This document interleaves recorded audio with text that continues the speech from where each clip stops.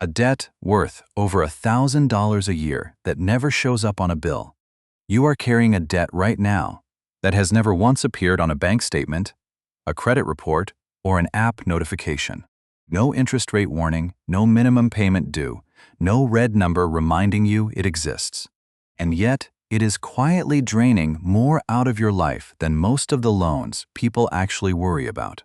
Here is the strange part. You are not paying it because you spent too much. You are paying it because somewhere along the way, you decided a skill wasn't worth learning, and you have been renting that decision back to yourself in small, painless installments ever since. Let's do the math nobody bothers to do. Say you order delivery 3 nights a week instead of cooking, and the markup, fees, and tip on each order run about $12 more than buying the same ingredients and making it yourself. $12, 3 nights a week. That's roughly $36. Multiply that by 52 weeks and you're looking at close to $1,800 a year, just from that one habit, just from one skill you decided wasn't worth the 10 minutes it takes to learn a handful of simple meals. Now, stack that next to the handyman you call for a 5-minute fix, the late fees from a budget you never built, the negotiation you didn't attempt because the words wouldn't come. None of these on their own feel like a financial decision. Together, they are one of the biggest financial decisions you're making every single year. And you never signed anything. This episode is about naming that pattern properly, because once you see it, you cannot unsee it. We're going to define exactly what this hidden debt is and how it compounds. We'll walk through the 4 areas of life where it builds up fastest, why smart, capable people fall into it without ever feeling like they made a choice, and how the entire convenience economy is quietly built to keep you paying it. Then, we're going to fix it with a simple audit you can run on your own life today, a rule for how long it actually takes to get competent at almost anything, and a system for paying this debt down one skill at a time, the same way you'd pay off a credit card. What competence debt actually is. Financial debt is simple to understand because we've all had it explained to us since we were teenagers. You borrow money you don't currently have, and in exchange for that convenience, you agree to pay it back later with interest because someone else is taking on risk by handing it to you now. Competence debt works on the exact same structure, except what you're borrowing isn't money. It's capability. It's the ability to do something for yourself. Every time you outsource a task you could reasonably learn to do, you're borrowing against your future self-reliance. The delivery app lends you the time you would have spent cooking. The handyman lends you the confidence you would have built fixing something with your own hands. The payday loan lends you the discipline a real budget would have forced you to practice. In every case, the transaction feels free in the moment because you're paying with money instead of effort, and money is easier to hand over than time and discomfort. But just like financial debt, this kind of borrowing comes with a recurring payment. You don't pay it once. You pay it every time the need comes back, which for most of these skills is weekly, sometimes daily. And just like financial debt, it comes with compounding interest. The longer you avoid a skill, the more atrophied your ability to pick it up becomes, the more intimidating it starts to feel, and the more expensive the workaround gets as prices rise around you. A $5 delivery fee 10 years ago is an $8 delivery fee today. The debt didn't stay the same size. It grew, quietly, while you weren't watching. Here's the distinction worth sitting with before we go further. Skipping a skill isn't neutral. It's not a blank, harmless non-decision. It is an active loan against a future version of you who will need that skill and won't have it. That reframe alone changes how you'll want to look at your own life by the end of this episode. One shift I want you to hold on to going into the next chapter, because it will come back around later. 4 places this debt piles up the fastest. Not every skill you outsource carries the same weight. Some domains are where this debt tends to snowball fastest, because they touch your life constantly and the gap between doing it yourself and paying around it keeps widening. The first domain is money, budgeting, understanding your own taxes, and negotiating pay or price are the clearest examples. Negotiation deserves special attention here because it's one of the highest leverage skills almost nobody builds on purpose. Research on negotiation behavior, most notably the work behind the book Women Don't Ask, points to a real and lasting gap between people who negotiate for themselves and people who don't, a gap that compounds over an entire career rather than showing up once. The exact size of that gap varies study to study and is worth verifying rather than quoting as a fixed number. But the direction is consistent and it is significant. If you've never negotiated your pay, your rent, or a major purchase, you are financing that avoidance every single year, often without realizing a negotiation was even on the table. The second domain is your body. Cooking, basic nutrition, and general health literacy fall here. This isn't about becoming a chef or a doctor. It's about knowing enough to make one good decision a day instead of defaulting to whatever's fastest. The third domain is tools, meaning basic repair and basic tech troubleshooting. Take this domain for a second, because it's the easiest one to underestimate. A slow drain, a wobbly cabinet hinge, a laptop running hot and shutting down mid-task, these all have a short, boring list of common causes, and most of them take 15 minutes once you know where to look. The person who's never learned that list doesn't just pay a service fee. They pay a waiting fee too, sitting around for someone else's schedule to line up with theirs. For a problem that, 9 times out of 10, has an obvious fix once you've seen it solved a single time. The fourth domain is words. Writing clearly, speaking up in a room, and negotiating are the connective tissue between everything else you do. This domain hides in plain sight.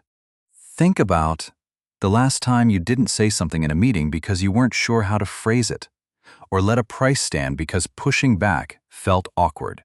That's not a personality trait showing up. That's an unpracticed skill showing up. Dressed as personality so it doesn't feel fixable. It is fixable. Speaking up is a rehearsed behavior long before it's a natural one, and almost nobody rehearses it, which is exactly why it looks like talent from the outside. Notice these 4 domains don't operate alone. Money problems often trace back to a words problem, because you never asked for what you were worth. Keep that thread in mind, because Chapter 6 is going to pull all 3 costs of this debt into one place. Why smart people fall into this anyway? Here's what surprises people most about competence debt. It has almost nothing to do with laziness. Some genuinely sharp, disciplined people are drowning in it, and the reason is something psychologists have understood for a long time: cognitive economy. Your brain is built to conserve energy, not to seek out effort. Daniel Kahneman's well-known framework describes 2 systems of thinking, one fast and automatic, one slow and deliberate. The slow system is powerful but expensive to run, so your brain defaults to the fast system whenever it can get away with it. Learning a new skill lives entirely in slow, effortful thinking, at least at first. Tapping an app lives in fast, automatic thinking. Given a choice between the two, your brain will pick the app almost every time, not because you're weak, but because that's the system doing exactly what it evolved to do. Play out one ordinary evening to see how this actually happens. You get home tired, a repair needs doing, and you have 2 options in front of you: a 5-minute search for how to fix it, or a 2-tap booking with a service that shows up tomorrow. Neither option gets weighed against the other consciously. The tired brain just reaches for whichever one requires less of it right now, and the app wins almost by default, before you've even framed it as a choice between learning and paying. Now add the fact that modern convenience apps are engineered, on purpose, by very smart people whose job is to make the outsourced option the lowest friction path available. Every extra tap you'd need to compare a recipe, every extra step between you and calling a professional, has been designed out of existence. The path of least resistance, used to require some effort to find. Now it's the default screen that opens automatically. Put those two things together, and you get debt that accumulates without ever feeling like a decision. Nobody wakes up and says, I am choosing to remain dependent on delivery apps for the next decade. You just never had a reason to stop. Because stopping was always the harder option, every single time it came up. That's not a character flaw. It's a design problem, both in your brain and in the products built around it. Which brings us to who actually benefits from you never noticing. How the convenience economy profits from your debt. Subscription services and gig economy platforms are not villains for existing. They solve real problems. But it's worth being honest about their business model, because that model depends on you never building the skill they replace. A meal delivery app doesn't want you to become a confident home cook. A handyman marketplace doesn't want you to learn basic repair. Their healthiest customer, financially speaking, is someone who keeps needing them indefinitely. That's not a conspiracy. It's simply how recurring revenue works, and once you see it from that angle, every convenience purchase starts to look a little different. There's a pattern that shows up year after year in consumer research on subscriptions. People consistently underestimate how much they're spending on services they've forgotten they even have. Annual surveys tracking forgotten or underused subscriptions keep finding the same thing, a meaningful chunk of monthly spending that people genuinely don't notice until they go looking for it. The exact figures shift from year to year and survey to survey, so treat any specific number you've seen quoted as directional rather than gospel. But the underlying pattern is remarkably consistent. Convenience, left unaudited, hides in plain sight. This isn't an argument for canceling every subscription and cooking every meal from scratch. It's a reason to be a little more suspicious of how effortless these systems feel. Because effortless was the entire design goal. The companies on the other side of that convenience are not rooting for your self-reliance. That's simply not their job. It's yours. Once you know that, the next question becomes obvious. If this debt is invisible and profitable for someone else, how exactly does it add up on your side of the ledger? 3 ways this debt compounds. There are 3 separate costs stacking on top of each other here, and most people only ever notice the first one. The first cost is money paid out over and over. This is the most visible layer, the recurring fee, the markup, the hourly rate for someone else's time. It's the layer we've mostly been talking about so far, and on its own, it's already significant. The second cost is skill atrophy. Think of competence the way you'd think of a muscle. The less you use it, the weaker it gets, and the weaker it gets, the more intimidating it feels to pick back up. Someone who hasn't cooked in 5 years doesn't just lack recipes, they've lost the intuition that makes cooking feel manageable in the first place. That intuition doesn't come back the moment you decide to try again. It has to be rebuilt, and the longer you wait, the bigger that rebuild feels, which makes you even less likely to start. The third cost, and the one people underestimate the most, is lost leverage. This is what happens when you don't understand something well enough to evaluate it, question it, or push back on it. You can't negotiate a raise you don't know is below market. You can't catch a bad clause in a lease or a contract you can't actually read closely. You can't tell a mechanic or a contractor that their estimate seems inflated if you have no baseline for what the job should cost. Lost leverage doesn't show up as a line item, but it shapes almost every negotiation you'll ever walk into, silently, in the other direction. Watch all 3 stack on a single ordinary situation. Your car needs a repair. You don't know cars, so you pay whatever the shop quotes. That's cost 1. You've never learned even the basics of how the engine works. So next time it happens, you're exactly as helpless as this time. That's cost 2. The atrophy never had a chance to reverse. And because you don't know what the job should reasonably cost, you can't push back on the estimate. Or ask an informed follow-up question. That's cost 3, the leverage that was never built. 1 repair, 3 separate costs, all coming out of the same original gap. Money, atrophy, leverage. 3 separate costs, all compounding at the same time, off the same original decision to skip a skill. And there's a 4th cost, sitting underneath all 3 that we haven't touched yet, and it might be the most expensive one of all. The confidence tax nobody talks about. Every time you outsource something you could have handled yourself, you're not just spending money or losing practice. You're sending your own brain a quiet message. I can't handle this. Once or twice, that message means nothing. But repeated across years, across dozens of small avoided tasks, that message stops being a one-off thought and starts becoming an identity. This is the part that connects directly back to something we mentioned earlier without naming it. The gap between someone who's built basic financial and practical competence and someone who hasn't isn't just a skills gap, it's a confidence gap, and confidence gaps travel. They don't stay contained to the one area where they started. Someone who's told themselves for years that they're bad with money starts to assume they're bad at negotiating, then bad at speaking up in meetings, then bad at anything that requires pushing into unfamiliar territory.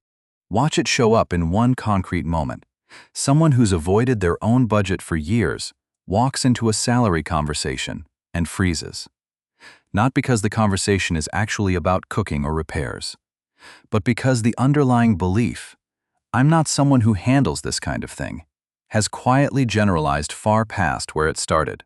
That's the same mechanism behind imposter syndrome showing up in completely unrelated parts of someone's life. A pattern of learned helplessness that started in one narrow domain and quietly spread. The good news buried inside this bad news is that the mechanism runs in both directions. If avoided competence breeds a sense of helplessness, built competence breeds the opposite. A sense that you can figure things out, even things you've never tried before. That belief is worth more than any single skill on its own, because it's the thing that makes learning the next skill feel possible instead of terrifying. So the real cost of competence debt was never just the money. It's the version of yourself that quietly stops believing they can learn. Which is exactly why the next step isn't another abstract idea, it's something you can actually go do. Auditing your own competence debt. Here's a framework you can run on your own life in the next 20 minutes. No special tools required. Start by listing every recurring expense or dependency from the last 30 days. Every delivery order, every subscription, every time you paid someone or something to handle a task you technically could have done yourself. Don't judge the list yet. Just get it down on paper or in your notes app. Next, go through each item and ask one honest question. Could I get to good enough at this in under 10 hours? Not expert level, not impressive, just good enough that I wouldn't need to keep outsourcing it every single time. Be specific. Cooking 3 or 4 reliable meals is a good enough threshold.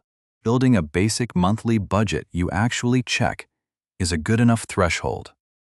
Understanding the core terms in a lease before you sign one is a good enough threshold. Then sort your list into 2 columns. Cost to learn versus cost to keep outsourcing. Some items will clearly belong on the learn side. The 10-hour investment pays for itself within a year or 2, sometimes within months. The other items genuinely belong on the outsourcing side, and we'll get precise about how to tell those apart in a couple of chapters. For now, just be honest about the split. Picture what a real list might actually look like once you write it out. Delivery 3 nights a week. A streaming subscription you haven't opened in months. A handyman visit for something that turned out to be a loose screw. A gym membership you're paying for a service you could get from one free routine. And a tax preparer for a return. Simple enough to do yourself with an hour. And some patience. Laid out like that next to each other, most people spot the pattern immediately. A handful of these are quietly expensive habits wearing the costume of convenience. What most people find when they actually do this exercise is uncomfortable in a useful way. The list is longer than they expected, and a surprising number of items land firmly on the learn side. Not because learning is always better, but because they'd simply never stopped to ask the question before. Once you've got that sorted list in front of you, the next question is obvious. How long does learning any of this actually take? And is 10 hours a realistic number, or something we made up to sound catchy? The 10-hour rule. It's not made up, and it holds up surprisingly well across very different skills. Most foundational, everyday competence, not mastery, just good enough to stop paying around it, tends to arrive somewhere around 10 focused hours. A working budget spreadsheet you actually understand and maintain. A basic negotiation script you can adapt on the spot. 4 or 5 meals you can cook without a recipe in front of you. Simple home repairs, like unclogging a drain, patching drywall, or resetting a breaker. None of these require years. They require roughly the length of one weekend, spent deliberately rather than passively. Take the negotiation script as one example of what those 10 hours actually look like. A couple of hours understanding what a fair range looks like for your role or your city. A couple more writing out and rehearsing 3 or 4 responses to the objections you're most afraid of hearing. And a few more practicing out loud, even just to yourself, until the words stop feeling foreign in your mouth. That's it. Nobody becomes a professional negotiator in 10 hours, but almost anybody can go from frozen to functional, and functional is the whole goal. Let's run the comparison directly, using the delivery example from the very beginning, because it makes the trade concrete. A modest weekly delivery habit, the kind most people don't think twice about, adds up to real money over the course of a year, often well into 4 figures, depending on your city and your habits. A 10-hour investment learning to cook a handful of meals is a one-time cost. After that, the recurring payment shrinks dramatically, sometimes down to almost nothing, and it never grows back the way the delivery fees would have kept growing. Every year, prices went up. That's the whole logic of paying down financial debt, applied to competence instead of dollars. A one-time, front-loaded cost that eliminates a recurring, compounding one. The exact numbers will vary depending on where you live and what you outsource, so don't get hung up on matching these examples dollar for dollar. Get hung up on the shape of the trade, because the shape holds true almost everywhere you apply it. Now, before you go cancel every subscription and start fixing your own plumbing, there's a necessary correction coming, because not all outsourcing is debt, and getting that distinction wrong is its own kind of expensive mistake. Smart outsourcing versus avoidance outsourcing.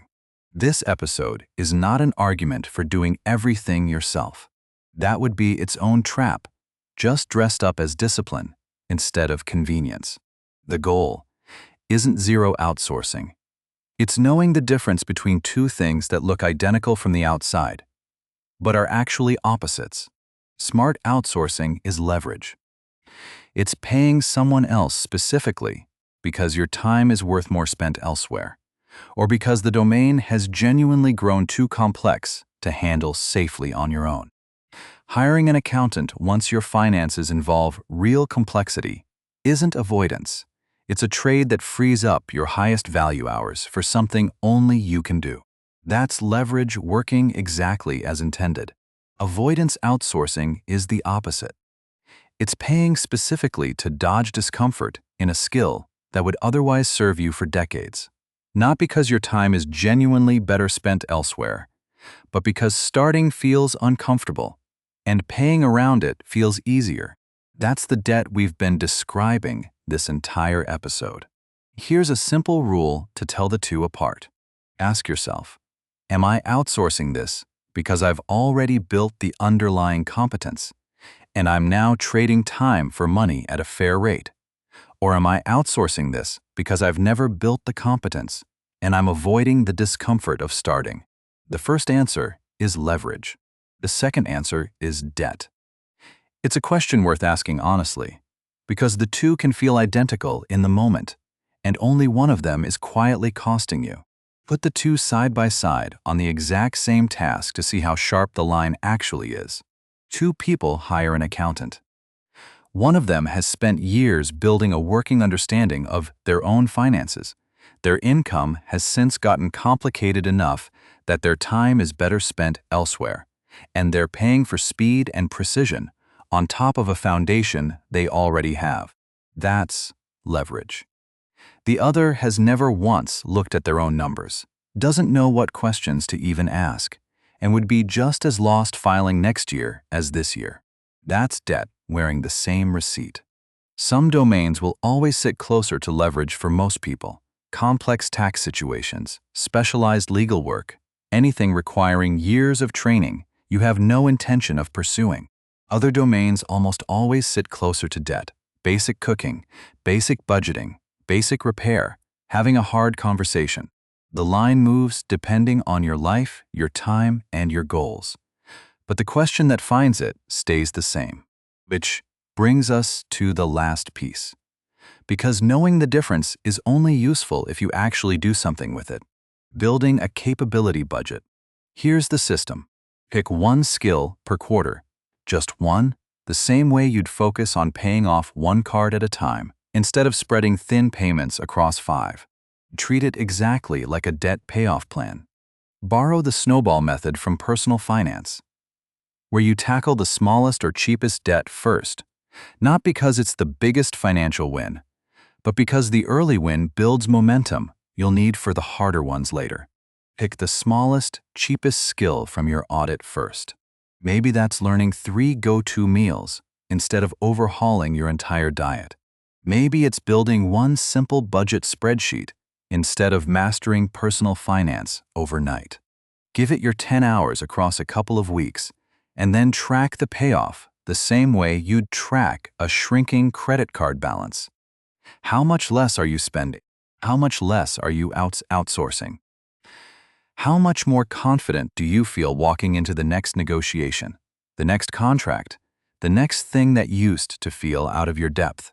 Picture what a full year of this actually looks like laid out quarter by quarter. First quarter, the cheapest item on your list, maybe those 3 go-to meals. Second quarter, the budget spreadsheet you finally build and actually check. Third quarter, the negotiation script you write and rehearse before your next review. Fourth quarter, whichever repair or contract reading skill has been quietly costing you the longest. 4 skills in a year, 10 hours each, and by the end you've paid down a debt most people carry for their entire life without ever naming it. Let's bring this all the way back to where we started. You are not broke because of one bad decision, and you're not behind because you're lazy or undisciplined.